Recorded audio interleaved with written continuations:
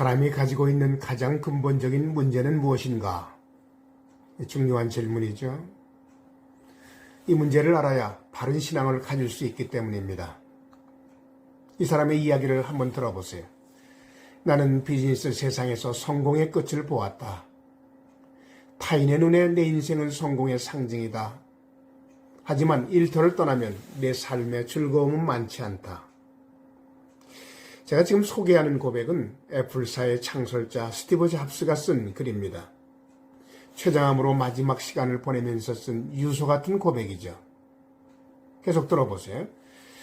결국 부는 내 삶의 일부가 되어버린 하나의 익숙한 사실일 뿐이다. 지금 병들어 누워 과거의 삶을 회상하는 이 순간 나는 깨닫는다. 정말 자부심 가졌던 사회적 인정과 부는 결국 닥쳐올 죽음 앞에 희미해지고 의미 없어져 간다는 것을.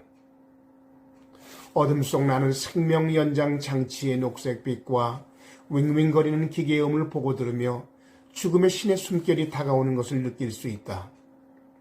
너는 너의 차를 운전해줄 사람을 고용할 수 있고 돈을 벌어줄 사람을 구할 수도 있다.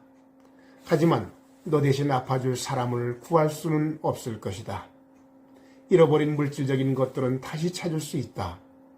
하지만 인생은 한 번 잊어버리면 절대 되찾을 수 없는 유일한 것이다. 우리가 현재 삶의 어느 순간에 있든 결국 시간이 지나면 우리는 삶이란 무대에 커튼이 내려오는 순간을 맞이할 것이다. 가족 간의 사랑을 소중히 하라. 배우자를 사랑하라. 친구들을 사랑하라. 타인에게 잘 대줘라. 저는 이 고백을 보면서 한 가지 강렬한 인상을 받았습니다. 그는 죽음 앞에서 두려웠어요. 여러분, 그러나 이 죽음은 또한 우리 모든 사람이 가지고 있는 두려움이 아닐까요? 이 모든 사람은 반드시 죽습니다. 그리고 죽음으로 이 땅의 삶이 끝나죠. 그 두려운 죽음은 모든 사람에게 아무 때나 찾아온다는 사실입니다. 그래서 죽음은 모든 사람의 가슴을 고통 없이 억누르고 있는 두려움이죠. 여기 인간의 처절한 문제가 있는 거예요. 자, 그러나 하나님의 이 말씀을 들어보십시다.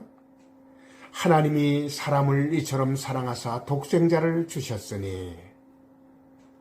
자, 인간을 향한 하나님의 사랑은 독생자를 주시는 구체적인 행동으로 나타내셨다는 사실이죠. 왜 그러셨어요? 죽음의 원인을 제거하기 위함이죠. 죽음의 원인이 뭡니까? 죄 문제죠. Sin question. 모든 사람이 원죄로 인하여 생명의 하나님과 단절되고 죽음에 이르게 된 죄 문제. 자, 이렇게 죄와 죽음은 동전의 양면처럼 연결되어 모든 인간을 멸망에 처하도록 속박을 하고 있어요. 그렇습니다. 모든 인간이 지닌 원죄는 하나님을 마음에 두기 싫어하게 만들죠. 그래서 하나님 없이 살아가면서 수많은 자범죄들을 양산해내는 인생을 사는 것입니다. 그래서 결국 모든 사람은 하나님을 거부하며 살다가 호련히 죽음 앞에 서는 것입니다. 이 죽음은 죄인들에게 필연적인 것인데 그 후에 주어지는 처절함이 고통 가운데 아주 영원하다고 하죠. 지옥 멸망입니다. 이렇게 죄와 죽음 문제를 안고 멸망에 처해진 모든 사람에게 오신 독생자. 그렇습니다. 이 땅에 오신 독생자는 사람의 모든 죄를 대신하여 죽으셨어요. 독생자가 십자가에 달려 죽으시던 그 순간 거기서 우리의 모든 죄가 처벌된 것입니다. 십자가에 죽으신 독생자는 사흘 만에 다시 살아나셨어요. 독생자가 부활하던 그 순간 인간의 죽음 문제가 해결된 것이죠. 그래서 인간 앞에 죄사함이 있고 죽음 이후에 부활이 있고 영원한 생명의 삶이 있다는 이 생생한 사실을 보여준 것이 독생자를 주신 하나님의 사랑의 이유입니다. 그래서 요한일서 4장은 이렇게 증언하고 있죠.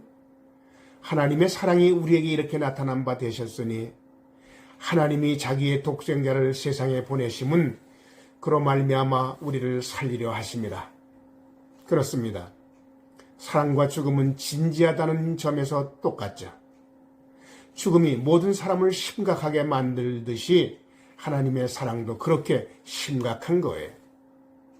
사람을 처절한 죄와 죽음에서 살려내기 위하여 독생자를 죄와 죽음의 자리에 내어주신 하나님의 처절한 사랑을 우리는 오늘 말씀에서 보는 것입니다. 하나님이 세상을 이처럼 사랑하사 독생자를 주셨으니, 누군가 제게 이런 질문을 한다면 기독교인은 누구인가? 기독교인은 독생자를 주신 하나님의 불타는 사랑이 그 심령 속에 불붙어 있는 사람이라고 말할 것입니다. 기도하겠습니다.